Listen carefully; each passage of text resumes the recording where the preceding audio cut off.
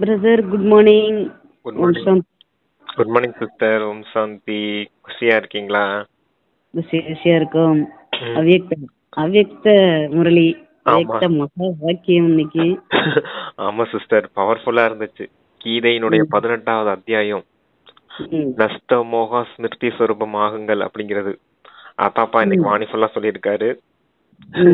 கூடவே சுயமரியாதையில இருங்க, மற்றவர்களுக்கு மரியாதை கொடுங்க, அப்பதான் சக்திசாலியா இருப்பீங்க, சகயோகி ஆகுங்கன்னு சூப்பரா வரதானே கொடுத்துருக்கா சிஸ்டர். இங்க கல்ப வெற்றியாளர் அப்படிங்கறத ஞாபகம், சுயமரியாதை உங்களுக்கு இருக்கணும் அப்படிங்கறதெல்லாம் ஒவ்வொரு பேராகிராஃப்லயும் சூப்பரா சொல்லியிருக்காரு சிஸ்டர். சூப்பர் வாணி தான் இன்னைக்கு. இன்னைக்கு எல்லாருக்கும் கொண்டாட்டம் தான். அந்த கொண்டாட்டத்தோட அப்பாட மகா வாக்கியங்களை கொண்டாடுவோம் இப்ப. ஆமா சிஸ்டர். ஓகே. 22/12/2024 காலை முரளி, அவ்யக்த பாப்தாதா, மதுபன். Revised date 17/13/2003. ஓம் சாந்தி. சதா தன்னுடைய மோனத்தில் இருக்க வேண்டும், மரியாதையை கொடுக்க வேண்டும், அனைவருடைய சகயோகி ஆக வேண்டும் மற்றும் சக்திசாலி ஆக வேண்டும்.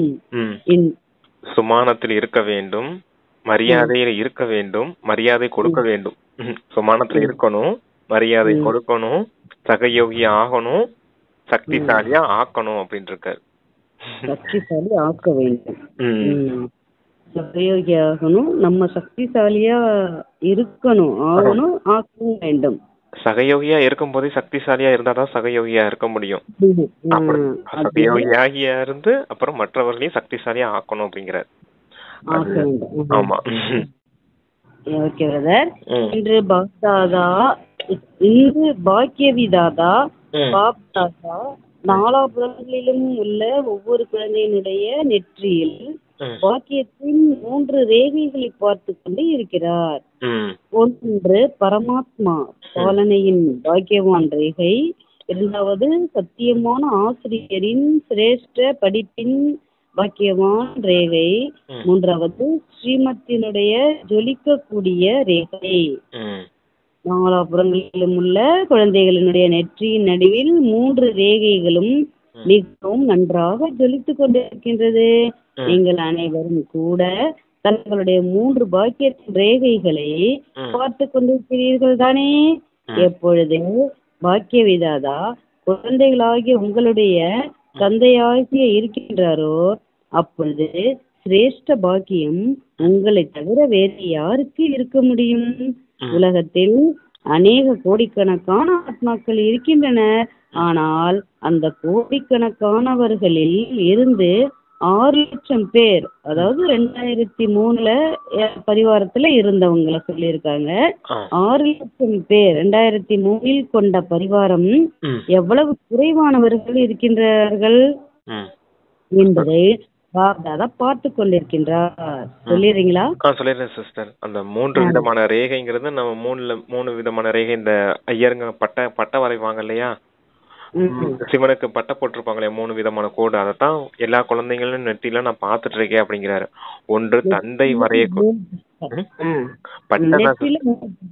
ஆமா, அந்த 3 பட்டை வரைவாங்க இல்லையா, முருகனுக்கு போட்டிருப்பாங்க, சிவனுக்கு போட்டிருப்பாங்க, பிள்ளையாருக்கெல்லாம் போட்டிருப்பாங்க. மேல இருக்க 3 பட்டை, அதான் சிவனுடைய குழந்தைங்க இல்லையா, நாம தானே பிள்ளையாரும் முருகனும். அதான் உங்களுடைய 3 ரேகையை நான் பாத்துட்டு இருக்கேன் அப்படிங்கிறாரு. அது என்னென்ன ரேகை அப்படின்னு சொல்றாருன்னா, தந்தையால வரையக்கூடிய பாலனை வளர்ப்பின் ரேகை, 2வது ஆசிரியர் மூலமா வரையக்கூடிய படிப்பின் ரேகை, 3வது சத்குரு மூலமா வரையக்கூடிய ஸ்ரீமத்ங்கிற ரேகை. 3 சம்பந்தங்களையும் நீங்க நினைவு செய்யணும், நினைவு சொரூபமா இருக்கணும் அப்படிங்கறதுக்காக சொல்றாரு. இந்த பாக்கியத்தின் ரேகையை நான் பார்த்துட்டு இருக்கேன், குழந்தைங்களும் அந்த நினைவுல இருக்கீங்களா அப்படின்னு கேக்குறாரு. இந்த மாதிரி பாக்கியம் யாருக்குமே கிடைக்கல அப்படின்னு சொல்றாரு இந்த உலகத்துல. நீங்க கூட கோடியில் சில ஆத்மாக்களா தான் இருக்கீங்க அப்படிங்கிறாரு, தந்தையை இந்த ரூபத்துல நினைவு செய்யறதுக்கு. அதுவும் பாருங்க, 2003 6 லட்சம் குழந்தைங்க தான் இருந்திருக்காங்க. 9 லட்சம் பேர் சத்தியவத்துக்கு தேவை, ஆனா 6 லட்சம் பேர் தான் 2003 இருந்திருக்காங்க அப்படின்னு சொல்றாரு. அப்ப நீங்க கோடியில் சிலரா ஆயிட்டீங்க பாத்தீங்க இல்லையா. அப்ப இருந்த பாப்புலேஷன் கணக்கு வந்து 500 கோடி. 500 கோடியில வெறும் 6 லட்சம் பேர் தான் இன்னைக்கு எகிப்துல இருந்திருக்காங்க பாருங்க. அது சொல்றாரப்பா. Okay brother. கோடிகளில் ஒருவராகிவிட்டீர்கள் அல்லவா? ஒவ்வொரு மனிதனுடைய வாழ்க்கையில் இந்த 3 விஷயங்கள், அதாவது பாலனை, படிப்பு மற்றும் சிரேஷ்ட வழி ஆகிய 3மே அவசியமானதாக இருக்கின்றன. ஆனால் இந்த பரமாத்ம பாலனை மற்றும் தேவ ஆத்மாக்கள் அல்லது மனித ஆத்மாக்களின் பாலனை, படிப்பு இரவுக்கும் பகலுக்குமான வித்தியாசம் உள்ளது. இந்த அளவு சிரேஷ்ட பாக்கியம் சங்கல்பத்தில் கூட இருந்தது இல்லை. ஆனால் இப்பொழுது ஒவ்வொருவருடைய உள்ளமும் அடைந்து விட்டேன் என்று பாடிக்கொண்டிருக்கின்றது. அடைந்து விட்டீர்களா அல்லது அடைய வேண்டுமா? என்ன கூறுவீர்கள்? அடைந்து விட்டீர்கள் அல்லவா? தந்தையும் அப்பேற்பட்ட குழந்தைகளின் பாக்கியத்தை பார்த்து மகிழ்ச்சி அடைகின்றார். சொல்றீங்களா? ஆமா, சொல்லுங்க சிஸ்டர். சொல்றேன். இந்த பாலனை, படிப்பு, அப்புறம் இந்த ஸ்ரீமத், இந்த சத்குருவோடைய ஸ்ரீமத், இது எல்லாமே ஒரு மனித வாழ்க்கையில அடிப்படை தேவைதான். ஆனா இப்ப இந்த சங்கம யுகத்துல பரமாத்மா கொடுக்கக்கூடிய இந்த பாலனைக்கும் மற்ற அந்த சத்தியுகத்துல நீங்க வாழ்ந்த தேவாத்மாக்களின் பாலனைக்கும் இந்த மனித துவாபரத்துல இருந்து வந்த மனித ஆத்மாக்களின் பாலனைக்கும் தந்தை கொடுக்கக்கூடிய பாலனைக்கும் இரவு பகலுக்கான வித்தியாசம் இருக்குது அப்படின்னு சொல்றாரு. அப்ப சங்கல்பத்துல கூட நீங்க நினைச்சு பார்த்தது கிடையாது இப்படி ஒரு பாக்கியம் நமக்கு கிடைக்குமோ அப்படின்னு. ஆனா இப்ப உங்களுக்கு அந்த பாக்கியம் கிடைச்சிருக்குது. நீங்களும் உள்ளத்தால அந்த பாட்டு பாடிட்டே இருக்கீங்க, அடைய வேண்டியதை அடைந்து விட்டேன் அப்படின்னு.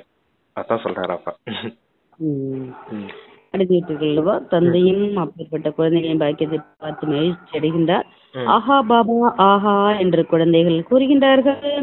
மேலும் ஆஹா குழந்தைகளே ஆஹா என்று தந்தையும் கூறுகின்றார். இந்த பாக்கியத்தை வெறும் நினைவில் மட்டும் வைத்தால் போதாது, சதா நினைவு சொரூபமாக இருக்க வேண்டும். அதுதான் முக்கியம். அதை யோசிச்சுக்கிட்டே இருக்க கூடாது. தந்தை இந்த 3 சம்பந்தத்துல இருக்காருன்னு யோசிச்சுக்கிட்டே இருக்காதீங்க. நினைவு சொரூபமாகுங்க. அந்த நினைவிலேயே சொரூபம் ஆயிடுங்க அப்படிங்கிற. சொரூபம்னா என்ன? ஆத்ம ரூபத்திலேயே ஆயிடுங்க அப்படிங்கிறார். அதுதான் நஷ்டமோக ஸ்மிருதி சொரூபம் சொல்றோம் இல்லையா? இந்த ஸ்மிருதி சொரூபம், இந்த நினைவு சொரூபத்துல இருந்தீங்கன்னா உங்களுடைய அந்த பற்றுதல், தேகத்தின் பற்றுதலோ மற்ற உறவுகள், பொருட்கள் எல்லா பற்றுதல இருந்து விடுபடுவீங்க அப்படிங்கிறதுக்காக இந்த நினைவு சொரூபத்தை சொல்றாரு. யோசிக்கும் சொரூபம் ஆகாதீங்க, நினைவு சொரூபம் ஆகுங்க அப்படின்னு. இதான் அண்டர்லைன் பண்ணணும். குழந்தைகள் மிகவும் நன்றாக உள்ளது என்று யோசிக்கின்றனர். ஆனால் யோசனை சொரூபமாக வேண்டாம், நினைவு சொரூபமாக வேண்டும். நினைவு சொரூபமே சக்திசாலி சொரூபமாகும். யோசனை சொரூபம் சக்திசாலியான சொரூபம் அல்ல. பாப்தாதா குழந்தைகளின் விதவிதமான லீலைகளை பார்த்து ஒருவர் செய்து கொண்டிருக்கின்றார்கள். சிலர் யோசனை சொரூபமாக இருக்கின்றனர், நினைவு சொரூபம் சதா இருப்பது இல்லை. சில நேரங்களில் யோசனை சொரூபம், சில நேரங்களில் நினைவு சொரூபம். யார் நினைவு சொரூபமாக இருக்கின்றார்களோ அவர்கள் நிரந்தரமாக இயல்பான சொரூபத்தில் இருக்கின்றார்கள். யார் யோசனை சொரூபத்தில் இருக்கின்றார்களோ அவர்கள் உழைக்க வேண்டியதாக இருக்கின்றது. இந்த சங்கம யுகம் உழைப்பதற்கான யுகம் அல்ல, சர்வ பிராப்திகளினுடைய அனுபவங்களுக்கான யுகமாகும். 63 பிறவிகளாக உழைத்தீர்கள். ஆனால் இப்பொழுது உழைப்பிற்கான பாலனை பெறுவதற்கான யுகம், அதாவது சமயம் ஆகும். சொல்றீங்களா? சொல்றேன் சிஸ்டர். அந்த நினைவு சொரூபம் தான் சக்திசாலியான சொரூபம். அப்ப நினைவு சொரூபத்துல இருந்தீங்கன்னா தான் இயல்பா நிரந்தரமான நினைவுல இருப்பீங்க. யோசிக்கும் சொரூபத்துல இருந்தீங்கன்னா உழைக்க வேண்டியதா இருக்கும் அப்படிங்கிறாரு. 63 பிறவியா உழைச்சிட்டீங்க துவாபர யுகத்துல இருந்து இப்ப கலியுக இறுதி வரைக்கும் 63 பிறவிகளா பக்தி செய்து உழைச்சிட்டீங்க. இப்ப ஞானத்துக்கு வந்துட்டீங்க அப்படின்னா உழைக்க கூடாது, நீங்க இயல்பாவே அந்த நினைவு சொரூபமா இருக்கணும். அப்பதான் சக்திசாலி சொரூபத்துல வந்துடுவீங்க. இந்த சங்கம யுகமே உங்களுக்கு என்னது? இந்த பிராப்திகளை அனுபவிக்கிறதுக்கான யுகம் அப்படின்னு சொல்றாரு அப்பா. சரிங்க சிஸ்டர். ஆனால் இப்பொழுது உழைப்பிற்கான பலனை பெறுவதற்கான யுகம், அதாவது சமயமாகும். தேச உணர்வின் நினைவில் இருப்பதற்கு என்ன உழைப்பு செய்தீர்கள்? நான் இன்னார் இந்த உழைப்பு செய்தீர்களா என்பதை பாபாதா பார்த்து கொண்டிருந்தார்கள். இயற்கையாக நேச்சுரலாக இருக்கின்றது அல்லவா? தேக உணர்வானது, அதாவது இயல்பு தேக உணர்வானது நேச்சர் ஆகிவிட்டது அல்லவா? அந்த அளவு உறுதியான இயல்பு ஆகிவிட்டது. அது இப்பொழுதும் கூட சில நேரங்களில் சில குழந்தைகளை ஆத்ம அபிமானி ஆக வேண்டிய சமயத்தில் தேக உணர்வானது தன் பக்கம் கவர்ச்சி செய்து விடுகிறது. நான் ஆத்மா என்று நினைக்கின்றனர். ஆனால் தேக உணர்வு அப்படி நேச்சுரலாக இருக்கின்றது. அதனால் அடிக்கடி விரும்பாமலேயே நினைக்காமலேயே தேக உணர்வில் வந்து விடுகின்றனர்.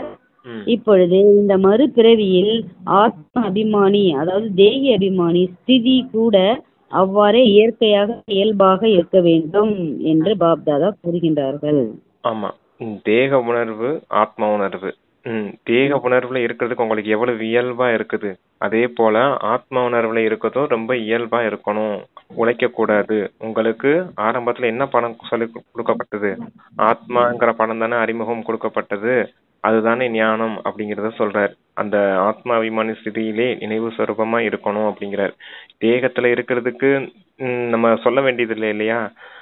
நான் இன்னார்னு சொல்ல வேண்டியது இல்லை இல்லையா? அதே போல ஆத்மா உணர்வுல இருக்கும் போதும் நான் இன்னார்னு சொல்ல வேண்டியது இல்லைன்னு சொல்ல வருவாரப்பா. நான் ஆத்மாவா தான் இருக்கேன், என்னுடையவர் பரமாத்மா தான் இருக்காரு அப்படின்லாம் நம்ம வாய்ப்பாடு ஒப்பிக்கிற மாதிரி ஒப்பிச்சுட்டு இருக்கோம் இல்லையா? அதெல்லாம் யோசனை சொரூபம். யோசிச்சுட்டே இருக்கக்கூடாது. அந்த மாதிரிலாம் நினைவு சொரூபமா இயல்பான நினைவாவே இருக்கணும். எப்படி ஒரு சின்ன குழந்தைக்கு தான் அம்மா அப்பா யாருன்னு தெரியும் தானே, அதுக்கு இயல்பாவே தெரியும் தானே. இவங்க என் அம்மா இவங்க என் அப்பான்னு மனசுல சொல்லிக்கிட்டே இருக்குமா? அதுதான் யோசனை சொரூபம்ன்றாரு. நீங்க நினைவு சொரூபமா இயல்பாவே இருக்கணும். இந்த தேக உணர்வு அடிக்கடி இப்ப கூட உங்களை வசமாக்குது ஆத்மா உணர்வுல இருக்கும் போது அப்படிங்கறத சொல்றாரு. அந்த தேக அபிமானத்தின் வசத்துல ஆகாதீங்க, இயல்பான சொரூபமாகுங்க அப்படின்றத சொல்றாரு. முதல் பாடமே ஆத்மா பாடம் தானே கொடுக்கப்பட்டது ஞானத்துல அப்படிங்கிற. ஏன்னா 63 பிறவியா பக்தியில உழைப்பு செய்திருக்கீங்க. நீங்க கடவுளே இங்க வாங்க வந்து எங்களை அங்களை அழைச்சிட்டு போங்க அப்படின்னு. அப்ப அதெல்லாம் பக்தி செய்ததெல்லாம் வெறும் உழைப்புன்னு சொல்றாரு. இந்த ஞானம்ங்கிறது உழைப்பில்லாத அன்பின் சொரூபம். அதுதான் நினைவு சொரூபம்னு சொல்றாரு அப்பா. இங்க உழைக்க வேண்டிய தேவையில்லை ஞானத்துல அப்படிங்கிறாரு. சரிங்க சிஸ்டர் வாசி. நான் ஆத்மா என்று கடின உழைப்பு செய்யக்கூடாது. எந்த ஒரு குழந்தை பிறந்தாலும் அதற்கு கொஞ்சம் விபரம் தெரிந்த பிறகு அதற்கு நீங்கள் யாருடையவர் என்ற அறிமுகம் கொடுக்கின்றார்கள். அது போன்று எப்பொழுது பிராமண பிறவி எடுத்து விட்டீர்களோ அப்பொழுது பிராமண குழந்தைகளாகிய உங்களுக்கு பிறப்பெடுத்த உடனேயே என்ன அறிமுகம் கிடைத்துள்ளது? நீங்கள் யார்? ஆத்மா என்ற பாடம் உறுதியாக்கப்பட்டது அல்லவா? எனவே இந்த முதல் அறிமுகம் இயற்கையானதாக இயல்பானதாக அதாவது நேச்சர் ஆகிவிட வேண்டும். இயல்பாக இருப்பது இயற்கையாகவும் நிரந்தரமாகவும் இருக்கிறது. நினைவு செய்ய வேண்டியது இருக்காது. அவ்வாறு இப்பொழுது சமயத்தின் அனுசாரம் ஒவ்வொரு பிராமண குழந்தையினுடைய ஆத்மா அபிமானி நிலை நேச்சுரலாக இருக்க வேண்டும். சில குழந்தைகள் செய்திருக்கின்றார்கள், சிந்திக்க வேண்டியது இல்லை, நினைவு சொரூபமாக இருக்கின்றார்கள். இப்பொழுது நிரந்தரமாக மற்றும் இயல்பாக நினைவு சொரூபமாக ஆகியே தீர வேண்டும். நஷ்டமோகா நினைவு சொரூபம் என்ற இந்த சிறிய தேர்வே அனைத்து பிராமணர்களுக்கும் இறுதியான கடைசி தேர்வாக இருக்கும். அதான் இறுதி தேர்வு என்னது? இந்த நஷ்டமோகா ஸ்மிருதி சொரூபம் அப்படிங்கறதுதான் இறுதி தேர்வு. ஆனா இப்ப கூட குழந்தைங்க நல்ல விதத்துல முயற்சி செஞ்சு நல்ல விதத்துல ஆத்மாபிமானியா ஆயிருக்காங்க அப்படிங்கறதையும் சொல்றாரப்பா. முதல்ல சொல்லிட்டு அப்ப இப்பவும் குழந்தைங்க நல்லா ஆத்மாபிமானி ஸ்திதியில இருக்காங்க, பரவாயில்ல. ஆனா இறுதி நேரத்துக்கான எல்லா பிராமண குழந்தைகளுக்குமான டெஸ்ட் பேப்பர் இதுதான், நஷ்டமோகா ஸ்மிருதி சொரூபம். இதாங்க பகவத்கீதையிலே சொல்லியிருக்காங்க. ஆனா உண்மையான அர்த்தம் என்னன்னு நமக்கு தெரியாது. அங்க ஆத்மா பரமாத்மா பத்தி எல்லாம் சொல்லியிருக்காங்க. எல்லாமே தேகதாரிகள விஷயங்களா போயிடுச்சாங்க. ஆனா உண்மையான ஆத்மா அபிமானி விஷயங்கள்லாம் இங்க அப்பா சொல்லி தந்துட்டு இருக்காரு நமக்கு. சரிங்க சார், வாசிங்க அடுத்த பேராகிராஃப். இந்த வருடத்தில் என்ன செய்ய போகின்றீர்கள்? இந்த வருடத்தில் விசேஷமான லட்சியம் என்ன வைக்க வேண்டும் என்று சில குழந்தைகள் கேட்கின்றனர். சதா ஆத்மாபிமானி நினைவு சொரூபம் ஆகுக என்று பாப்தாதா கூறுகின்றார்கள். ஜீவன் முக்தியோ கிடைக்கத்தான் போகிறது.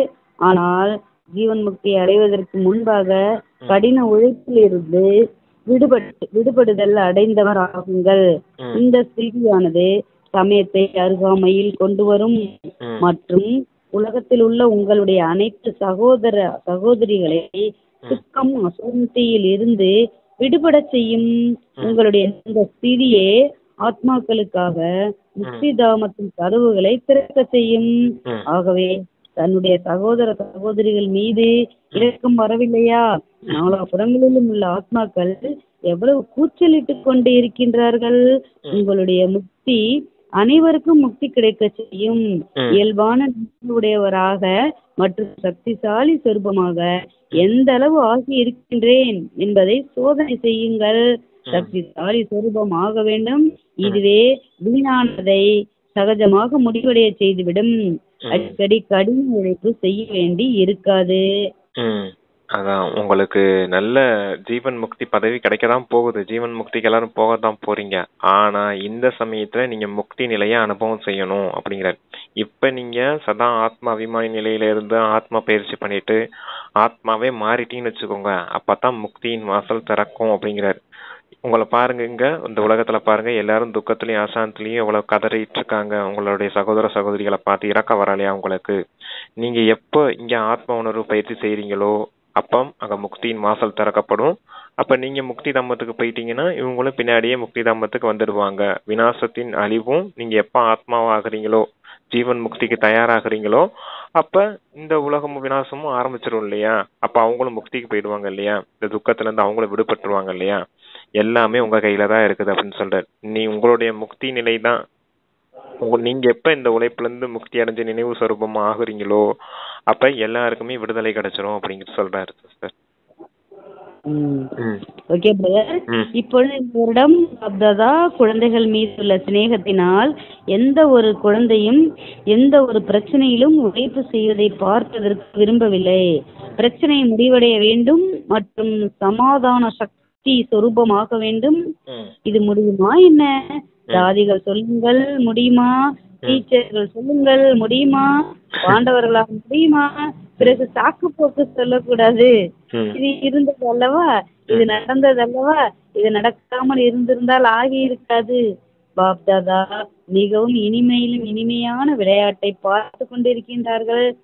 என்ன ஆனாலும் சரி, இமயமலையை விட பெரியதாக இருந்தாலும் சரி, 100 மடங்கு பிரச்சனையின் சொரூபமாக இருந்தாலும் அது உடல் மூலமோ மனதின் மூலமோ மனிதர் மூலமோ இயற்கை மூலமோ வரக்கூடிய பிரச்சனையாக இருக்கலாம். பரஸ்திதி அதாவது சூழ்நிலை உங்களுடைய சுயஸ்திதிக்கு முன்னால் ஒன்றுமே கிடையாது. மேலும் சுயஸ்திதிக்கான சாதனம் சமானமாகும். சமானம் நேச்சுரலாக இருக்க வேண்டும். நினைக்க வேண்டியதாக உள்ளது என்பது கூடாது. அடிக்கடி உழைக்க கூடாது. இல்லை இல்லை, நான் சுயதர்சன சக்கரதாரி, நான் கண்ணின் மனிதி, நான் இதய சிம்மாசனதாரி, அதுவாகத்தான் இருக்கின்றேன். வேற யாராவது சொல்லிடலாம். அந்த பிரச்சனை சொரூபமா ஆகாதீங்க. எப்பவுமே சமாதான சொரூபமா இருக்கணும். நீங்க பிரச்சனை சொரூபமா இருக்கக்கூடாது, சமாதான சொரூபமா இருக்கணும். அந்த சமாதான சொரூபம் தான் சக்திசாலி சொரூபம் அப்படின்னு சொல்றாரு. நீங்க இந்த சக்திசாலி சொரூபம் ஆகணும் அப்படின்னா எந்தெந்த பிரச்சனைகள் இருக்குது பாத்தீங்கன்னா எந்தெந்த ரூபத்துல வருதுன்னு சொல்றாரு. அது உடல் மூலமா வரலாம், மனிதர்கள் மூலமா வரலாம், அப்புறம் இயற்கை மூலமா வரலாம், சூழ்நிலை மூலமா வரலாம். அதாவது பரஸ்திதி பிரச்சனைகள் அந்த சூழ்நிலைகள் மூலமா எதன் மூலமாவும் வரலாம். ஆனா உங்களுடைய சுயஸ்திதி எப்படிப்பட்டதா இருக்கணும்?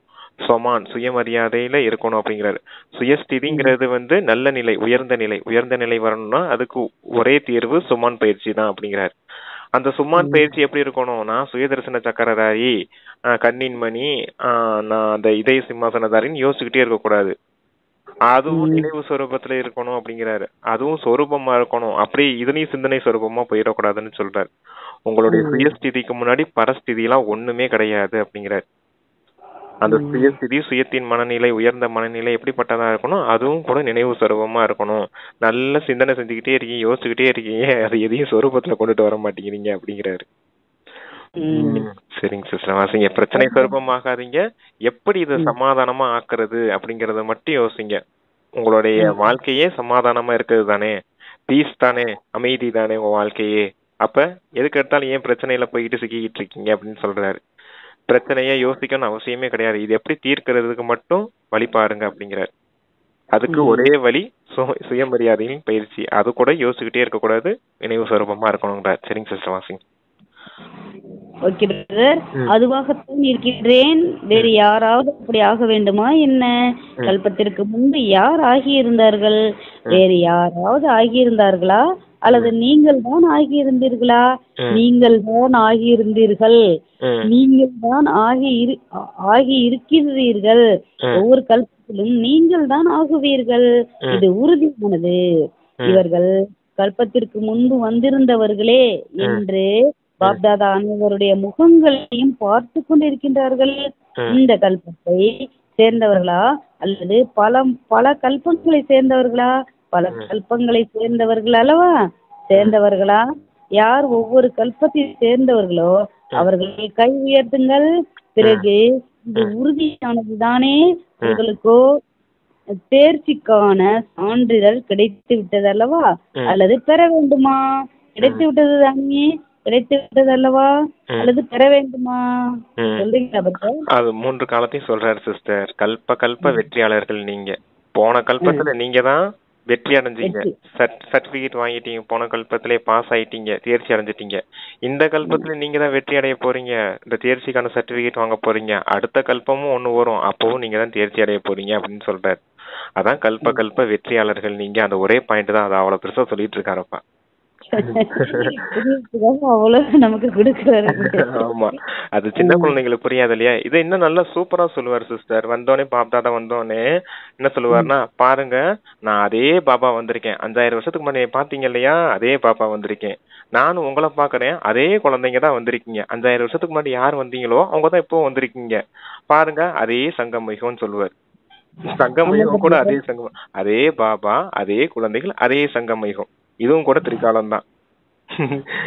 அதான் கல்ப வெற்றியாளர்கள் நீங்க. புதுசா ஞானத்துக்கு வர்றவங்க குழப்பமடைய கூடாதுல்ல, அவங்களுக்கு புரியுது. அதுக்காக தான் திரும்ப இவ்வளவு போடுறாரு நமக்கு. ஆமா, அதனாலதான் நான் எப்பவுமே சொன்னதே திருப்பி சொல்றது காரணம் நல்ல மனசுல பதியணும் அப்படிங்கறதுதான். வார்த்தைகள் ஒண்ணுதான், ஆனா வித்தியாசம் வெரைட்டியா சொல்லி அப்ப புரிய வைக்கிறாரு. அதுதான் அப்பாவுடைய ஸ்டைலு.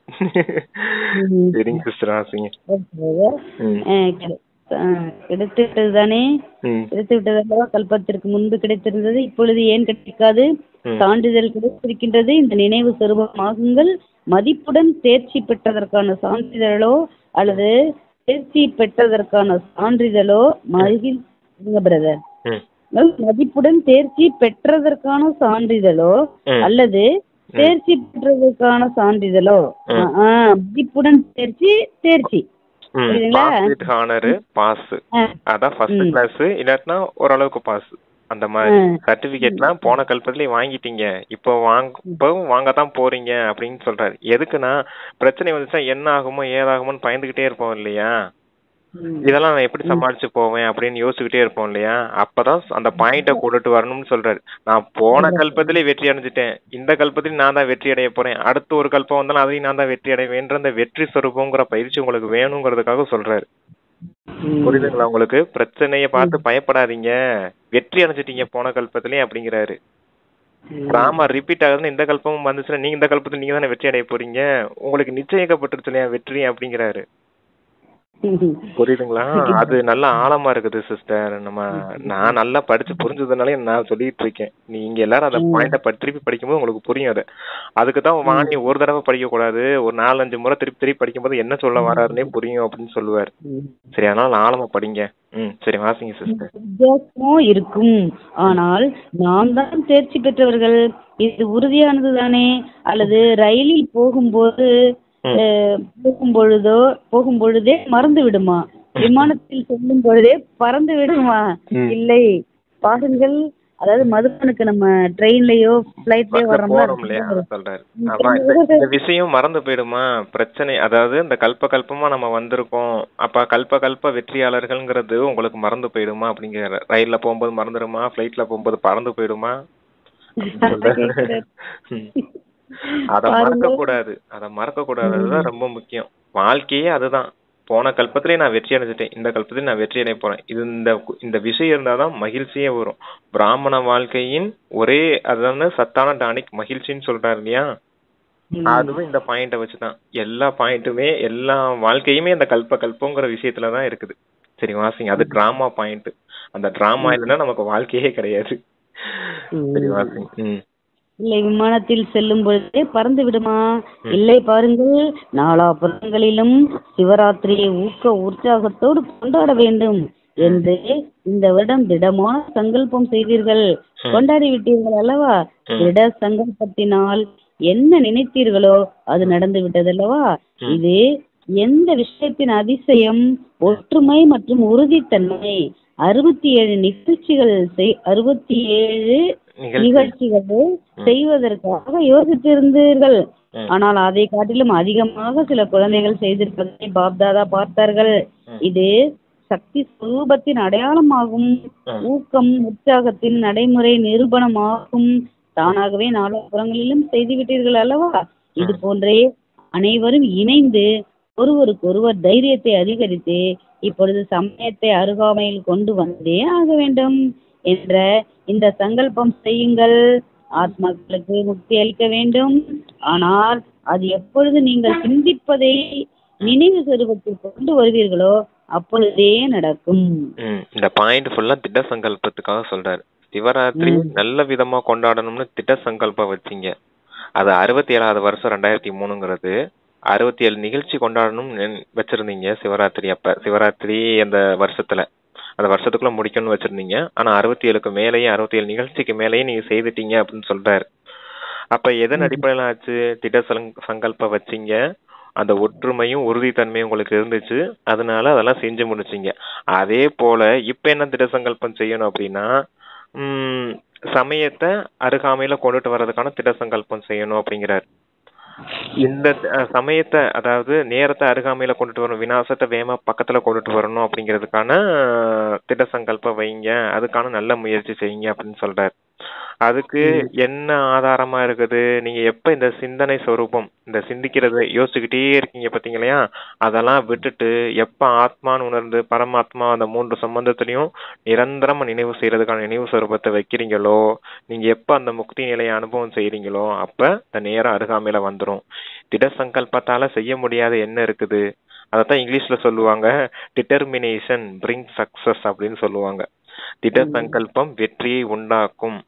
அப்ப திட சங்கல்பம் வச்சீங்க, சாதிச்சு காமிச்சிட்டீங்க சிவராத்திரி அப்ப. இப்ப திட சங்கல்பம் இதுல வைங்க, இதுலயும் சாதிச்சு காட்டுங்கன்னு சொல்றாரு. சரி வாங்க. அப்படியே நடக்கும். வெளிநாட்டினருடைய விசேஷமான அன்பான சந்திப்பு மற்றும் மீட்டிங் நடைபெறுவதாகவும் மற்றும் பாரதத்தினுடைய மீட்டிங் நடைபெறுவதாகவும் பாப்தாதா கேள்வியிட்டார்கள். மீட்டிங்கில் சேவைக்கான திட்டத்தை மட்டும் உருவாக்க வேண்டும். ஆனால் சேவைக்கான திட்டத்தை மட்டும் உருவாக்க வேண்டும். ஆனால் சமநிலையாக உருவாக்க வேண்டும்.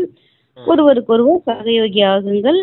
அதன் மூலம் அனைவரும் மாஸ்டர் சர்வசக்திவான் ஆகி முன்னேறி பறந்து செல்ல வேண்டும். வள்ளலாகி சகயோகம் கொடுங்கள். விஷயங்களை பார்க்காதீர்கள், சகயோகி ஆகுங்கள். சமானத்தில் இருங்கள் மற்றும் மரியாதை கொடுத்து சகயோகி ஆகுங்கள்.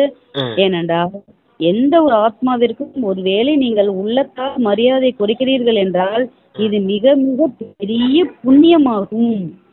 ஏனென்றால் பலவீனமான ஆத்மாவை ஊக்க உற்சாகத்தில் கொண்டு வந்திருக்கின்றீர்கள் என்றால் அது எவ்வளவு பெரிய புண்ணியம். கீழே விழுந்திருப்பவர்களை தள்ளிவிடக் கூடாது, அரவணைக்க வேண்டும். அதாவது வெளியில் அரவணைக்க கூடாது. அரவணைப்பது என்றால் தந்தைக்கு சமமாக ஆக்குவது, சகயோகம் கொடுப்பது ஆகும். சொல்றீங்களா? ஆமா, சொமானத்துல இருங்க, சுயமரியாதையில இருங்க, சகயோகி ஆகுங்கன்னு கலைப்புல சொன்னார் இல்லையா? அதான் சொல்றாரு. உங்க சொமான் என்ன? மாஸ்டர் சர்வசக்திவான்ங்கிற சொமான். இப்ப சொமான் சுயமரியாதை இருக்கீங்க, மற்றவர்களுக்கும் மரியாதை கொடுங்க. அவங்களும் இறைவனுடைய குழந்தைகள், அவங்களும் மாஸ்டர் சர்வசக்திவான் தான். அப்படிங்கிறப்ப அடுத்தவங்களுக்கு நீங்க மரியாதை கொடுக்கும் போது என்ன ஆகும் அப்படின்னா, அவங்க விழுந்து கிடந்திருப்பாங்க. பாரு இவங்க எந்த அளவுக்கு உயர்ந்த பார்வையில என்னை பாக்குறாங்க அப்படின்னு ஒரு மரியாதையோட அவங்கள நடத்தணும் அப்படின்னா, அவங்க பலகீனமா கூட இருந்திருக்கலாம். அவங்க நம்மள இந்த மாதிரி பாக்குறாங்க, அப்ப நானும் பாபாவுக்கு சமமானவன்ற அந்த ஊக்க உற்சாகம் அவங்களுக்கு வந்துடும் இல்லையா? அதான் பலகீனமானவங்கள ஊக்க உற்சாகத்துல மேல கொண்டுட்டு வாங்க, முன்னேற்றி கொண்டுட்டு வாங்க அப்படிங்கிறார். அதுதான் சகயோகம், அதுதான் மிகப்பெரிய புண்ணியம்னு சொல்றாரு. என்ன செய்யணும்னு சொல்றாரு? மரியாதை கொடுங்க, அவ்வளவுதான் சொல்றாரு. யாரா இருந்தாலும் உங்களுக்கு மரியாதை கொடுங்க. நீங்க சுயமரியாதையில இருங்க, மற்றவருக்கு மரியாதை கொடுங்க. அதுதான் மிகப்பெரிய புண்ணியம். நீங்க எப்ப அந்த மரியாதையில இருக்கீங்களோ அப்பதான் மகிமைக்குரியவரா ஆவீங்க அப்படின்னு சொல்றாரு. மரியாதை எப்ப நமக்கு கொடுப்போம் அப்படின்னா சுயமரியாதையில இருக்கணும். அதுதான் ரொம்ப முக்கியம். சரிங்க சிஸ்டர், அடுத்து வாசிங்க. அப்புறம் அந்த மரியாதை மகிமைக்குரியவர் ஆக்கும். அதான் அந்த பூஜைக்குரிய நிலையை உயர்த்தும். நாளைக்கு ராஜ்ய அதிகாரியா நீங்க வரணும் அப்படின்னாலும் நீங்க எந்த அளவுக்கு சங்கமயத்துல எல்லாரையும் மதிச்சு நடக்கிறீங்களோ அந்த அளவுக்கு உங்களுக்கு ராஜ்யத்துல சத்தியுகம் திரேதாயுகத்துல ராஜ்யத்துல உங்களுக்கு மற்ற பிரஜைகள் மரியாதை கொடுப்பாங்க. பூஜைக்குரிய நிலையில துவாபர கலியுகத்துல வருவீங்க பாத்தீங்களா, அப்பவும் கூட பக்தர்களும் உங்களை உயர்ந்த நிலையில வச்சு பார்ப்பாங்க. எல்லாமே எங்க இருக்குது, நீங்க இந்த சங்கமயத்துல மரியாதை கொடுக்கறதுலதான் இருக்குது அப்படிங்கிறார். நீங்க எப்ப மரியாதை கொடுக்குறீங்களோ அப்பதான், அதாவது மரியாதா புருஷோத்தமர்களா ஆவீங்க. மரியாதா புருஷோத்தமர்களா ஆகணும்னா இங்க எல்லாருக்கும் மரியாதை கொடுக்கணும் அப்படின்னு புரிஞ்சுக்கோங்க. இந்த முழு கல்பமும் மரியாதைகள்ல மட்டுமே இருக்கு அப்படிங்கிற. அதுக்குன்னா நீங்க அடுத்தவங்க கிட்ட மரியாதைய எதிர்பார்த்துட்டு இருக்க கூடாது, நீங்க வள்ளலாகி கொடுத்துட்டே இருக்கணும்னு சொல்றாரு. மரியாதை ரொம்ப முக்கியம் அப்படிங்கறதான் வச்சுக்கோங்க இங்க பாயிண்டா. சரிங்க சிஸ்டர். ஏன்னா அந்த மரியாதா புருஷோத்தமம் அந்த கிருஷ்ணரோட மகிமையில வருது இல்ல, சர்வகுண சம்பூர்ண சகல சம்பூர்ண அப்புறம் மரியாதை புருஷோத்தமம் வருது இல்லையா. அப்ப அதை வந்து இந்த குணத்தை நம்ம தாரணை பண்ணணும்னா இந்த பாயிண்ட் வந்து மனசுல வச்சுட்டு செய்யணும். ஆமா, அதுதான் மிகப்பெரிய புண்ணியம்னு சொல்றாரு பாருங்க. அது உங்களை மட்டும் உயர்த்துறது கிடையாது, அடுத்தவங்களையும் சேர்த்தே உயர்த்துது மரியாதை கொடுக்கறது. அவங்க கிட்ட நீங்க எதிர்பார்த்துட்டு இருக்க வேற மற்ற மனிதர்கள் கிட்ட எதிர்பார்த்துட்டு இருக்க எனக்கு உங்க மரியாதை கொடுக்கணும் எனக்கு மரியாதை கொடுக்கணும்னா அகங்காரம் வந்துடும். நான் உயர்ந்தவன், இவங்க எனக்கு மரியாதை கொடுக்கணும் அப்படிங்கிறது அகங்காரம் வந்துடும். நீங்க வள்ளலாகி கொடுத்துக்கிட்டே இருக்கணும், நீங்க யாருக்கிட்டையும் எதிர்பார்க்க கூடாது. அதனாலதான் அப்பா சொல்றாரு, கடமை செய்யுங்க, எந்த வித பலனையும் யாருக்கிட்டையும் எதிர்பார்க்காதீங்க அப்படின்னு. ஆனா அப்பா உங்களுக்கு எவ்வளவு மரியாதை கொடுக்குறாரு பாருங்க. எப்படிப்பட்ட தேவாத்மாக்கள் எவ்வளவு மூர்த்தியாக போறீங்க அப்படின்ற மகிமையெல்லாம் யார் செஞ்சுக்கிட்டு இருக்கா? பரமாத்மா நம்மள செஞ்சுட்டு இருக்காரு, அலங்காரம் நம்மள செய்துட்டு இருக்காரு. சரிங்க சிஸ்டர், வாசிங்க. அவரை தவிர வேற யார அனுபவிச்சிருக்கா இங்க இந்த உலகத்துல? நினைச்சு பாருங்க, எல்லாம் ஏதோ ஒரு சுயநலத்துக்காக அனுபவிச்சிருப்பாங்க. உண்மையா நம்மள அனுபவிச்சிருக்காரு அவர் ஒருவர் மட்டும்தான். அவர் மட்டும்தான் நம்மள வந்து மதிக்கிறாரு, அனுபவிக்கிறாரு, பால பண்றாரு. ஆனா நம்ம புரிஞ்சுக்கணும், ஏன் அவங்க இந்த மாதிரி சுயநலத்தோட இருக்காங்கன்னா எல்லாம் தமோ பிரதானமான ஆத்மாக்களா இருக்காங்க. அதனால அவங்க சுயநலத்தோட நடந்துக்கிறாங்க. அவங்க மீது நமக்கு கருணை தான் இருக்கணுமே தவிர அவங்க கிட்ட வெறுப்பும் காட்டக்கூடாது. ரெண்டுலயும் பேலன்ஸ் இருக்குது. சரிங்க சிஸ்டர், வாசிங்க. சக்திசாலி ஆகி சக்திசாலி ஆக்க வேண்டும். வீணான விஷயங்களில் செல்லக்கூடாது. பலவீனமான ஆத்மா ஏற்கனவே பலவீனமாக இருக்கின்றார்கள். அவர்களுடைய பலவீனத்தை பார்த்து கொண்டே இருந்தீர்கள் என்றால் எவ்வாறு சகயோகி ஆவீர்கள்? சகயோகம் கொடுங்கள், அப்பொழுது ஆசீர்வாதங்கள் கிடைக்கும். அனைத்தையும் விட எளிய முயற்சி எதுவென்றால், வேறு எதுவும் செய்ய முடியவில்லை என்றாலும் அனைத்தையும் விட எளிய முயற்சி எதுவென்றால் ஆசீர்வாதங்கள் கொடுங்கள், ஆசீர்வாதங்கள் பெறுங்கள் என்பது ஆகும். புரியுதா பிரதர்? கேக்குது சிஸ்டர். ஆசீர்வாதங்கள் கொடுங்க, ஆசீர்வாதங்களை பெறுங்க. எந்த முயற்சி உங்களால செய்ய முடியலையா, எல்லாம் கஷ்டமா இருக்குதா, பயிற்சி செய்யறதெல்லாம் ரொம்ப கஷ்டமா இருக்குதா, எல்லாத்தையும் கூட விட்டுட்டு எல்லாருக்கிட்டையும் ஆசீர்வாதம் வாங்குறதுக்கும் ஆசீர்வாதம் கொடுக்கறதுக்கான பயிற்சி மட்டும் செய்யுங்க அப்படிங்கிறாரு. பாருங்க, ஆசீர்வாதம் கொடுத்துட்டு எடுத்தாலே அதுல எல்லாமே எல்லாமே வந்துருமே.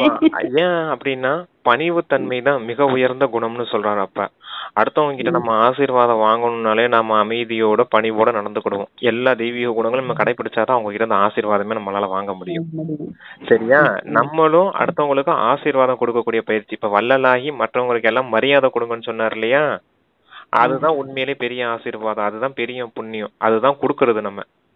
அவங்க நம்ம மரியாதை கொடுத்தாலே அவங்க நமக்கு திருப்பி நமக்கு மரியாதை கொடுப்பாங்க, ஆசீர்வாதம் கொடுத்துருவாங்க இல்லையா. அப்ப எல்லா தெய்வீக குணங்களும் அந்த ஆசீர்வாதத்துக்குள்ளே அடங்கி இருக்குது அப்படிங்கறதுனால சொல்றாரு அப்பா. ஆசீர்வாதம் பெறுங்கள் என்பதாகவும், மரியாதை கொடுங்கள் மற்றும் மகிமைக்கு தகுதியானவர் ஆகுங்கள். மரியாதை கொடுப்பவர்கள் தான் அனைவரின் மூலமாக மரியாதைக்கு உரியவர்களாக ஆகின்றார்கள். மேலும் எந்த அளவு இப்பொழுது மரியாதைக்கு உரியவர்களாக ஆகுவீர்களோ அந்த அளவே ராஜ்ய அதிகாரியாக மற்றும் பூஜைக்குரிய ஆத்மாவாக ஆகுவீர்கள்.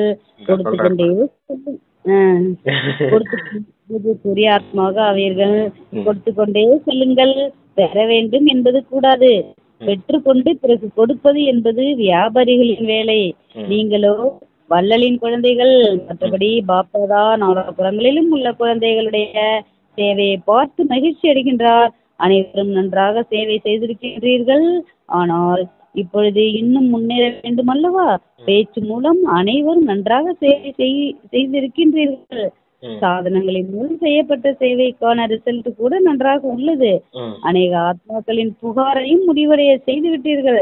கூடவே சமயத்தின் தீவிர போக்கின் வேகத்தை பார்த்து பாப்தாதா இதையே விரும்புகின்றார்.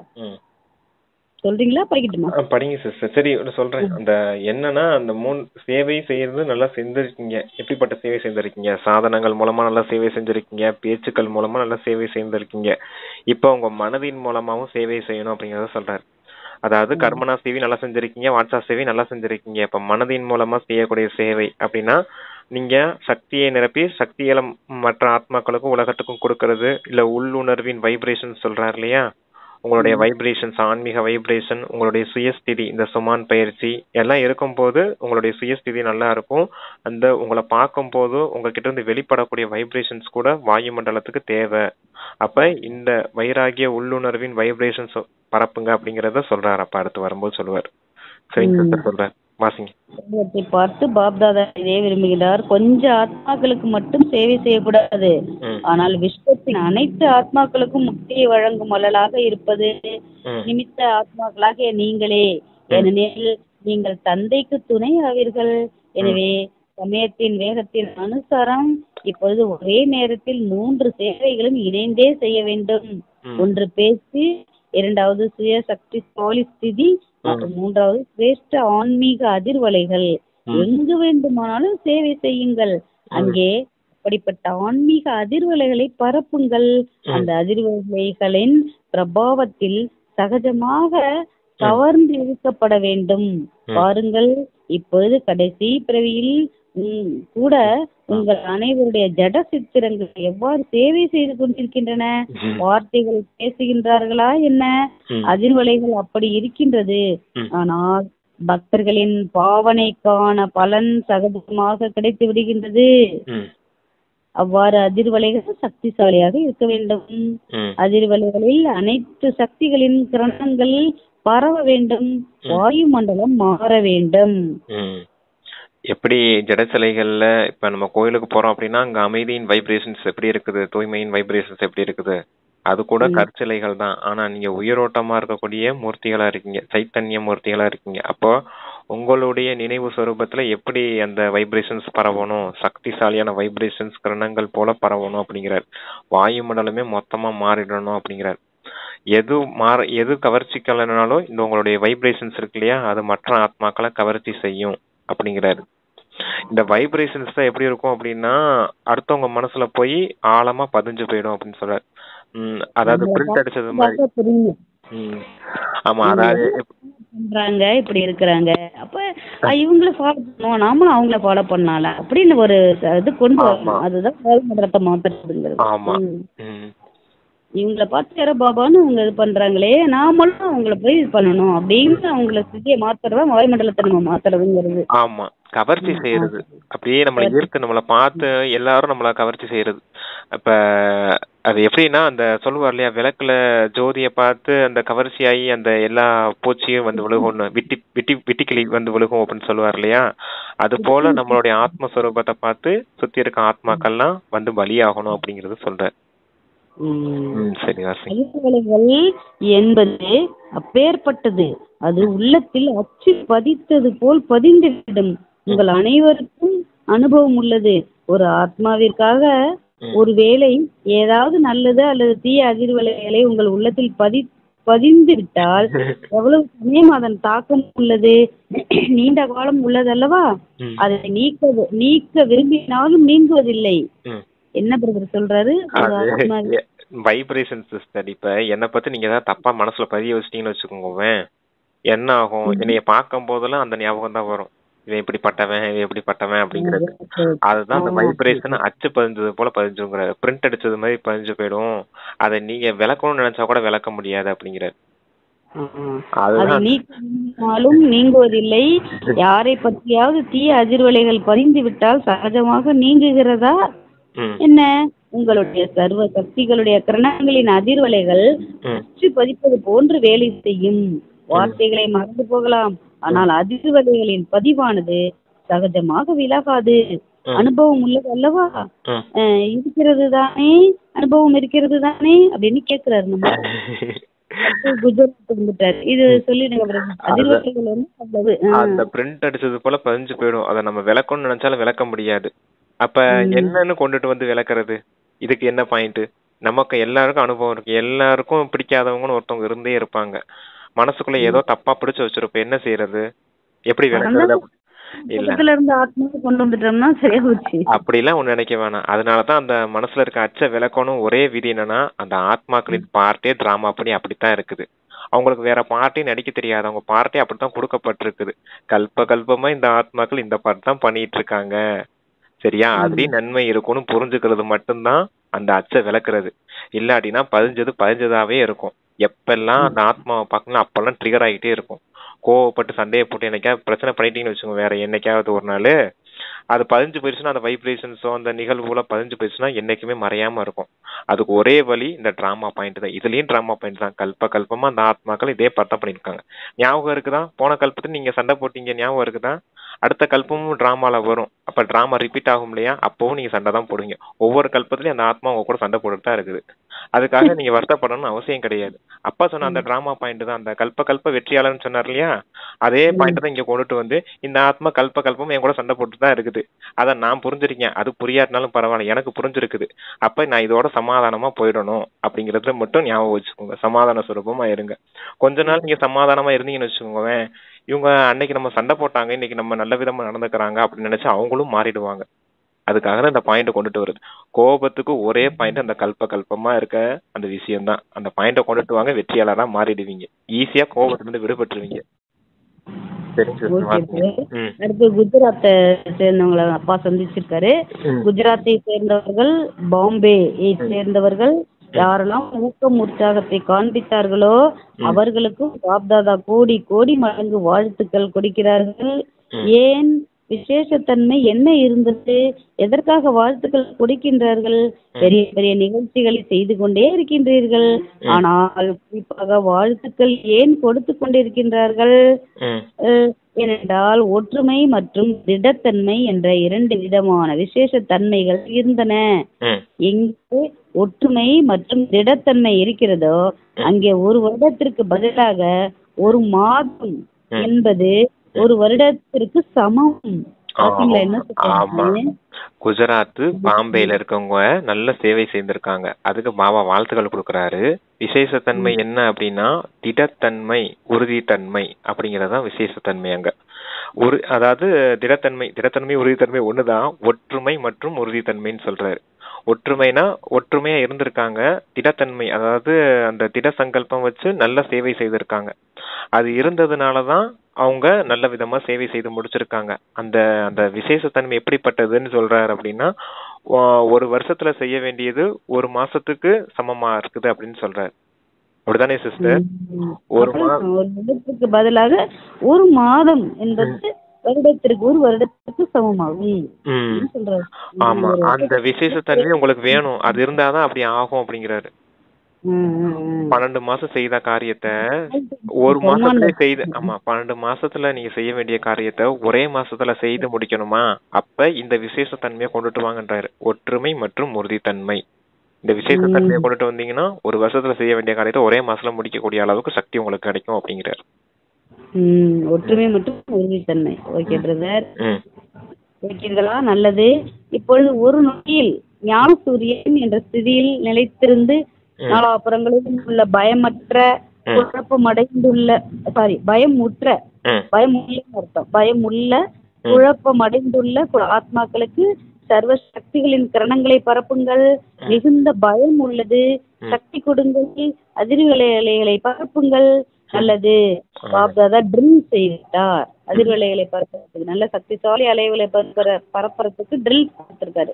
அது ஏன் ஞான சூரியன்ற பயிற்சியை கொடுத்தாரு? இங்கே யோசிக்கணும். அது என்ன சூரியன்? சூரியனுடைய காரியமே 2 காரியம். ஒன்னு லைட் எனர்ஜி, இன்னொன்னு ஹீட் எனர்ஜி. 2 கொடுக்குமா? நீங்க லைட் ஹவுஸ் ஆகணும், லைட்டும் கிடைக்கும். Heat energy might. ஹீட் எனர்ஜிங்கிறது சக்தி.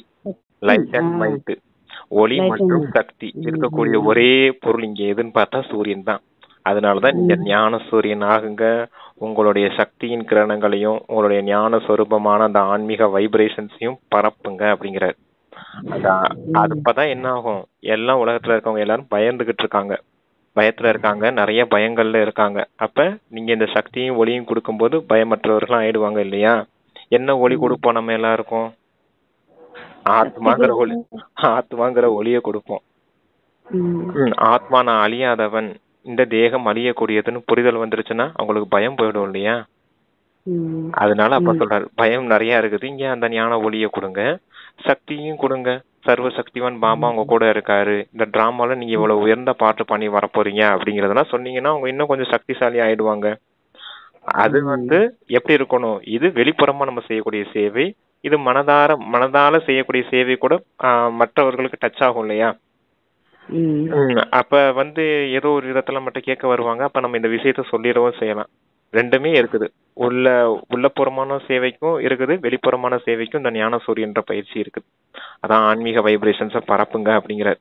எப்படி அந்த சூரிய வெளிச்சம் பட்டோன்னு எவ்வளவு சுல்லுன்னு வெயில் அடிக்குது, நமக்கு அந்த ஹீட் எனர்ஜியும் தெரியுது, அதோடைய லைட்டும் நமக்கு கிடைக்குது இல்லையா? அது போல அந்த வெப்பமும் இருக்கணும், அதாவது அந்த ஆன்மீக வைப்ரேஷன்ஸ் வெப்பமும் இருக்கணும் அப்படின்னு சொல்றாரு.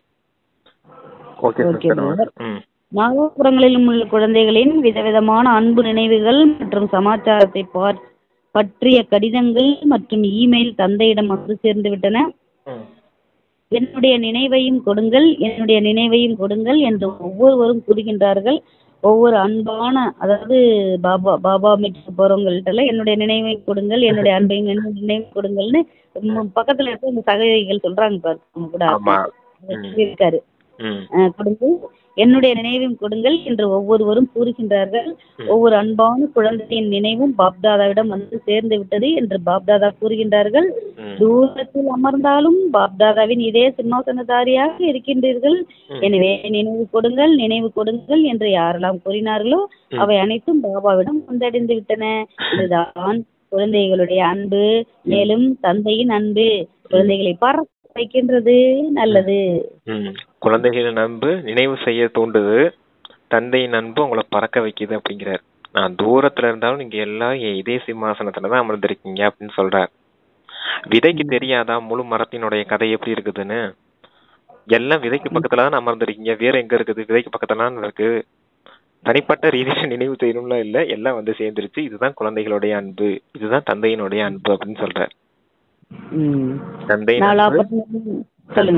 தந்தையின் அன்பு உங்களை பறக்க வைக்குதுன்னு சொல்ற, அதான் முக்கியம் இங்க. தந்தைய பார்க்கணும், பறந்து தானே போறோம், அந்த அன்புனால பறந்து போறோம், அதை சொல்ற. நாலாபுரங்களிலும் உள்ள மிக சிரேஷ்ட பாக்கியவான் கோடியில் ஒரு சில விசேஷ ஆத்மாக்களுக்கு சதா சோமானத்தில் இருக்கக்கூடிய, மரியாதை கொடுக்கக்கூடிய, சேவை செய்யக்கூடிய குழந்தைகளுக்கு, சதா நினைவு சொரூபம் மற்றும் சக்தி சொரூப ஆத்மாக்களுக்கு, சதா ஆடாத அசையாத ஸ்திதி என்ற ஆசனத்தில் இழைத்திருக்கும் சர்வசக்தி சொரூபமான குழந்தைகளுக்கு பாப்தாதாவின் அன்பு நினைவுகள் மற்றும் நமஸ்காரம். எப்பா எப்பா எவ்வளவு அதுதான் ரொம்ப முக்கியம். சுமான்ல இருங்க, அதாவது சுயமரியாதையில இருங்க, மற்றவர்களுக்கு மரியாதை கொடுங்க, சகயோகி ஆகுங்க, அப்புறம் சக்திசாலியா ஆகுங்க. எல்லாம் வரிசையா வந்துச்சு பாத்தீங்களா? மேல தலைப்புல சொன்னதுதான் இங்க கீழே டாப்லயும். சரி சிஸ்டர், தாதிங்களை மீட் பண்ணிருக்காரு போல இருக்கு. தாதிகளுடன் பாப்தாதா உங்களை பார்த்து விசேஷமாக மகிழ்ச்சி அடைகின்றார்கள். ஏன் மகிழ்ச்சி அடைகின்றார்கள்? எவ்வாறு பிரம்ம பாபா அனைவருக்கும் இதை செய்ய வேண்டும், இப்பொழுது செய்ய வேண்டும் என்று கட்டளை பிறப்பித்தாரோ அவ்வாறே கூட நீங்களும் கூட பிரம்ம பாபாவை பின்பற்றினீர்கள் என்ற இந்த விசேஷத்தை பார்த்து மகிழ்ச்சி அடைகின்றார்கள். நீங்களும் என்னுடன் இருக்கின்றீர்கள், நாமோ இருக்கின்றோம், நிமித்தமாகவோ நீங்கள் ஆகியுள்ளீர்கள் அல்லவா? நீங்களும் என்ன இருக்கின்றீர்கள், நாமோ இருக்கின்றோம், அதாவது நிமித்தமாகவோ நீங்கள் ஆகியுள்ளீர்கள் அல்லவா? மேலும் அப்படி திருட சங்கல்பம் செய்திருக்கின்றீர்கள். அதனால் நாலாபுரங்களிலும் வெற்றி கிடைத்துள்ளது. ஆகையால் உங்களிடம் ஆன்மீக சக்தி மிகவும் குப்தமாக நிறைந்து உள்ளது. உடல்நிலை நன்றாக உள்ளது. இந்த அளவு ஆன்மீக சக்தி நிறைத்துள்ளீர்கள். அதனால் உடல்நிலைக்கு ஒன்றுமே இல்லை, அதிசயம் அல்ல, எப்படி சொல்றது பாருங்க, ஆன்மீகத்தை மறுத்து உடல் நலங்கிறது தேவைன்ட்டாரு. ஆமா. பிரம்மா பாபா எப்படி சாக்காரத்துல இருக்கும்போது அதை செய்யுங்க இதை செய்யுங்கன்னு கட்டளை கொடுத்துட்டு இருந்தாரோ, அதே போல தாதிமார்களும் மற்றவர்களுக்கு நிமித்தமா இருந்து சேவை செய்றீங்க இல்லையா, அதை சொல்றாரு அப்பா. மற்றவர்களுக்கும் அதே போல நீங்கள் சேவை செய்றீங்க, மற்றவர்களையும் நிமித்தமாக்கிருக்கீங்க அப்படின்னு சொல்றாரு. இந்த பாபாவுடைய காரியம் இது எல்லாமே நாங்களும் நிமித்தமா இருக்கோம், நீங்களும் நிமித்தமா இருக்கீங்க, நீங்களும் நிமித்தமா இருக்கீங்க அப்படின்னு எல்லாம் ஒற்றுமை உணர்வோடு சேவை செய்ததுனாலதான் சேவையில வெற்றி கிடைச்சிருக்குது. இந்த குப்தமான முயற்சியினாலதான் உங்களுக்கு அந்த வெற்றி அனுபவமா இருக்கு அப்படிங்கிறாரு. அதாவது தாதி கிட்ட அந்த விசேஷத்தன்மை இருக்குதான். எப்படி என்ன விசேஷத்தன்மை, அந்த குப்தமான ஆன்மீக வைப்ரேஷன்ஸ் இருக்குது அப்படின்னு சொல்றாரு. ஆன்மீக சக்தி இருக்குது. அந்த சக்தியினாலதான் எப்படி ஆயிருக்கீங்க, உடல்நிலை கூட நன்றாக இருக்குதுன்னு சொல்றாரு. ஒரு அருமையான மகா வாக்கியம். சிந்திக்க வேண்டியது. இது வந்து சிந்திக்க வேண்டியது இல்ல, நினைவுல வச்சு இன்னைக்கு என்ன சொன்னாங்க யார சொல்றாரு அப்படின்னு எனக்கு நான் கணிக்கிறேன். அப்படின்னா தாதின்னு மட்டும் தான் போட்டிருக்காங்க, பிரகாஷ்மணி தாதியை சொல்றாங்கன்னு நினைக்கிறேன். ஏன்னா பிரம்மா பாபாக்கு அடுத்து உங்கதான் வந்தாங்க. அப்ப 2003 பிரகாஷ்மணி தாதி இருந்தாங்க, அவங்களதான் சொல்றாரு பாபா. ஆனா வெறும் தாதி மட்டும் போட்டிருக்கோம். ஜானகி தாதி வந்து 103 வயசு வரைக்கும் இருந்தாங்க. ஆனா அவங்க உடல்நிலையில வந்து இல்லாத வியாதிகளே கிடையாது, அனைத்து இருந்துச்சு. ஆனா அவங்க சக்திசாலியா இருந்தாங்க, 103 வயசு வரைக்கும் இருந்தாங்க. ஆமா. ஆனா இந்த சமயம் 2007 தான் பிரகாஷ்மணி சரியில விட்டாங்க. அதுக்கு முன்னாடி 2003 வாணி வந்திருக்கு. அப்ப பிரகாஷ்மணி தாதி தான் சொல்லிட்டு இருப்பார். சரி, ஓகே சிஸ்டர். தாதிகளுடன் சந்திப்பதை பார்க்கும் பொழுது நாமும் தாதியாக இருந்திருந்தால் சந்தித்திருப்போம் அல்லவா என்று அனைவருடைய உள்ளமும் விரும்புகின்றது. நீங்களும் கூட தாதி ஆகுவீர்கள். இப்பொழுது பாப்தாதா உள்ளத்தில் திட்டத்தை உருவாக்கி இருக்கின்றார்கள், ஆனால் இப்பொழுது கொடுக்கவில்லை. யாரெல்லாம் சேவையினுடைய பிரம்மா பாபாவினுடைய சாக்கார சமயத்தில் சேவையில் ஆதிரத்தினங்களாக இருந்தார்களோ அவர்களுடைய குழுவை உறுதியாக்க வேண்டும். எப்பொழுது செய்யலாம், எப்பொழுது நீங்கள் செய்வீர்களோ அப்பொழுது இந்த கடமை உங்களுடையது, தாதி ஜானகி அவர்களுடையது. இந்த கடமை தாதி, அதாவது ஜானகி தாதியை பார்த்து சொல்லியிருக்காரு. இது ஆதிரத்தினங்களை என்ன சொல்லியிருக்காரு, ஆதிரத்தினங்களின் குழுவை உருவாக்க சொல்லியிருக்காரா? ஆதிரத்தினங்களாக இருந்தார்களோ அவர்களுடைய குழுவை உறுதியாக்க வேண்டும், எப்பொழுது செயல்படும். சரி, அந்த சமயத்துல இருந்தவங்களின் குழுவை உருவாக்க சொல்லியிருக்காரு, அதாவது ஒருங்கிணைக்க சொல்லியிருக்காரு. சரி, ஓகே. அதனுடைய தலைமை பொறுப்பு ஜானகி தாதிகிட்ட ஒப்படைக்கப்பட்டிருக்கா? ஆமா ஆமா, இது உங்களுடையது, அதாவது ஜானகி தாதியுடையது அப்படின்னு பிராக்கெட்ல போட்டுருக்கு. அவங்கள பார்த்து சொல்லியிருக்காரு, ஜானகி தாதி சொல்லியிருக்காரு இந்த பொறுப்பு உங்களுடையதுன்னு. ஓகே பிரதர், உங்களுடைய உள்ளத்தின் சங்கல்பமும் கூட உள்ளது அல்லவா? ஏனெனில் எவ்வாறு தாதிகளாகிய உங்களுடைய ஒற்றுமை மற்றும் உறுதித்தன்மையுடைய குழு இங்கேயும் சொல்றாரு பாருங்க, அந்த ஒற்றுமையும் உறுதித்தன்மையும். அப்ப பாருங்க அந்த ஒற்றுமை உறுதித்தன்மை எவ்வளவு முக்கியம். சரி, ஓகே. ஒற்றுமையா இருக்கணும்.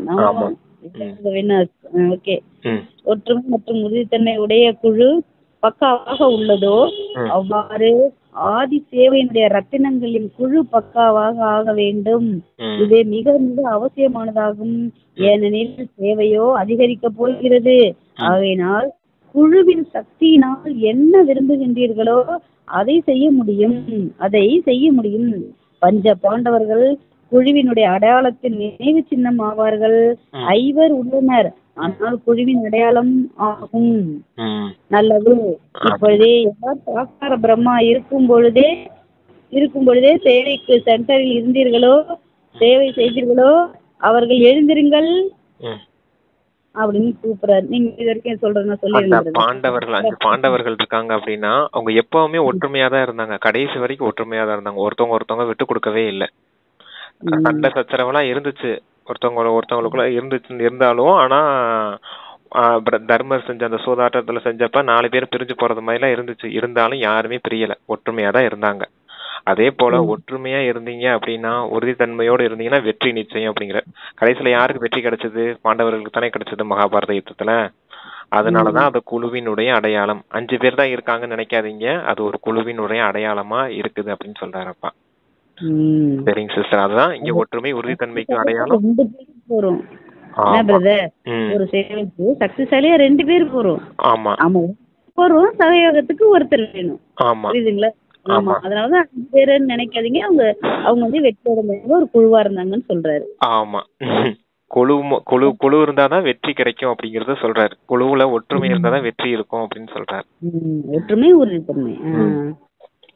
சாக்கரமா இருக்கும்போதே சேவைக்காக சென்டரில் இருந்தீர்களோ, சேவை செய்தீர்களோ, அவர்கள் எழுந்திருங்கள். சகோதரர்களும் உள்ளனர், பாண்டவர்கள் இல்லாமல் கதி இல்லை. இங்கேயோ சிலர் உள்ளனர், ஆனால் இன்னும் நிறைய பேர் உள்ளனர். குழுவை ஒன்று சேர்ப்பதற்கான பொறுப்பு ஜாதியினுடையது. படிச்சிடணும். ஜானகி அவர்களுடையது. இவர்களோ ஜாதி முதுகெலும்பாக இருக்கின்றார்கள். மிகவும் நல்ல நல்ல ரத்தினங்கள் உள்ளனர். நல்லது, அனைத்தும் நன்றாக உள்ளது. ஏதாவது செய்து கொண்டே இருக்கின்றீர்கள். ஆனால் உங்களுடைய குழு மகான் தன்மையானது, கோட்டை உறுதியானதாக இருக்கின்றது. நல்லது அப்படின்னு முறை நிறைவாயிருக்கு பிரதர். ஜானகி இதுக்கெல்லாம் முதுகெலும்பா இருக்காங்க.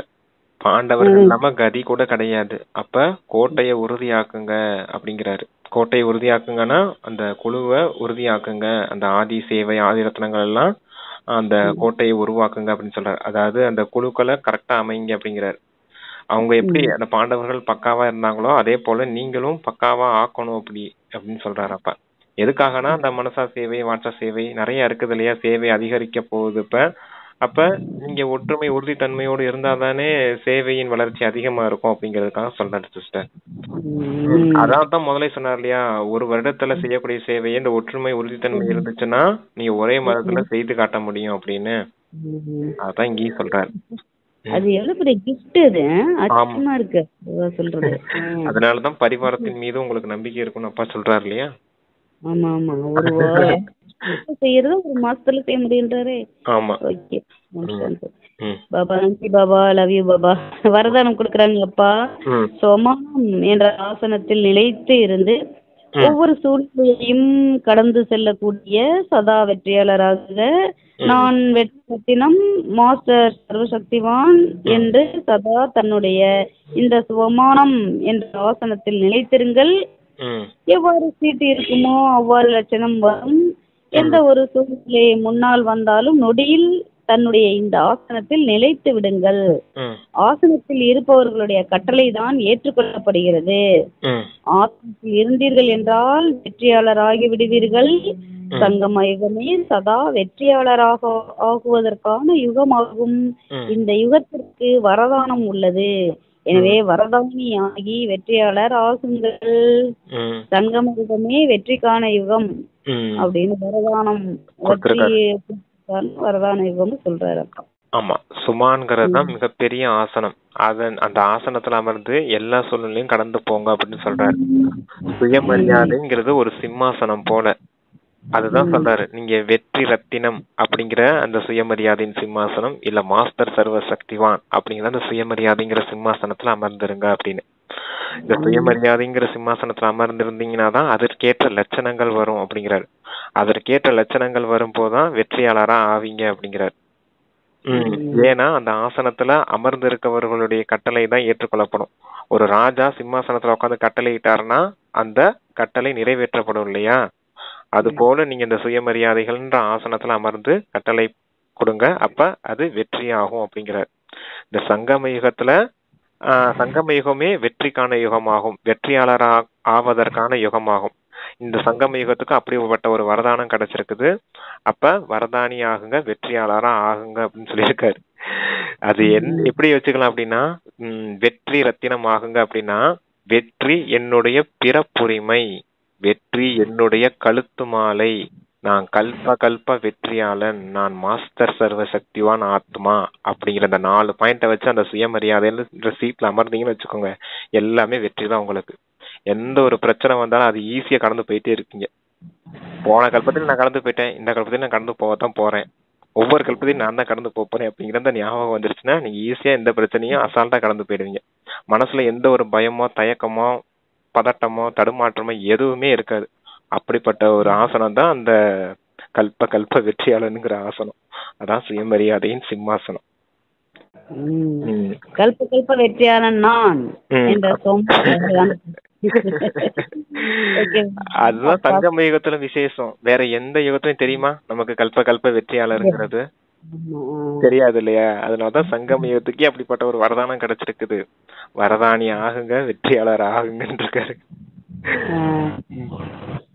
Okay brother. அப்பா ஸ்லோகன் சொன்னாங்க, அனைத்து பற்று என்னோடது உன்னோடது எனக்கு உனக்குன்னு சொல்றது பற்று, அனைத்து பற்றுகள் மீதும் வெற்றி அடைபவர்களே சிவசக்தி பாண்டவ சேனை ஆவார்கள்.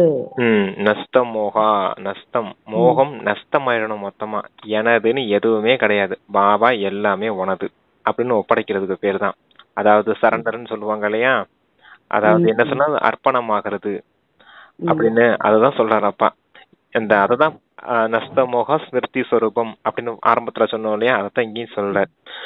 எல்லா மோகத்தையும் அதாவது நஷ்டமாக்கிட்டீங்க அப்படின்னா தான் யாருன்னு சொல்ல முடியும் உங்களை? சிவசக்தி பாண்டவ சேனை அப்படின்னு சொல்ல முடியும். இன்னொரு முறை ஸ்லோகனை வாசிங்க சிஸ்டர். அது நான் இன்னொரு நாள் பார்க்கலாம். அனைத்து பற்றுகள் மீதும் வெற்றி அடைபவர்களே. ஓகே. எதன் மீதுதான் பற்று இருக்கும்? தேகத்தின் மீது பற்று, தேக உறவுகள் மீது பற்று, தேக உலகைய உடைமைகள், பொருட்கள், வீடு என்னது, வாசல் என்னது, அதெல்லாம் நினைக்கிறோம் இல்லையா? ஃப்ரிட்ஜ் என்னது, வாஷிங் மிஷின் என்னது, இதெல்லாம் பொருட்களின் மீது. அப்ப இந்த உலகம் என்னது? இதுவே தேக உலகம். என்னுடைய உலகமே ஆத்மலோகம் தான் என்னுடைய உலகம். இந்த உலகம் விநாசம் ஆயிடுச்சு, என்ன செய்வேன் எது செய்வோம் உட்காந்து கவலைப்பட்டிருக்க வேண்டியது இல்லை இல்லையா? இந்த இயற்கை சூழ்நிலை இப்படி இருக்குதே, அங்க மழை பெய்யுதே, இங்க இடி இடிக்குதே, இங்க வெள்ளம் வந்துருச்சு, அங்க நிலநடுக்கம் வந்துருச்சு, இப்பெல்லாம் பதட்டம் ஆகிட்டு இங்க அணு கொண்டு போடுறாங்களே, இப்பெல்லாம் பயந்துகிட்டு இருக்க தேவையில்லை. அதான் தேக உலகாய விஷயங்கள். இது எல்லா பற்றுலிருந்து விடுபடுங்க. விடுபட்டவங்களாதான் யாருன்னு சொல்ல முடியும்? சிவசக்தி பாண்டவ சேனைன்னு சொல்ல முடியும் அப்படின்னு இருக்காரு. சூப்பர் முரளில சிஸ்டர், எப்படி இருந்துச்சு?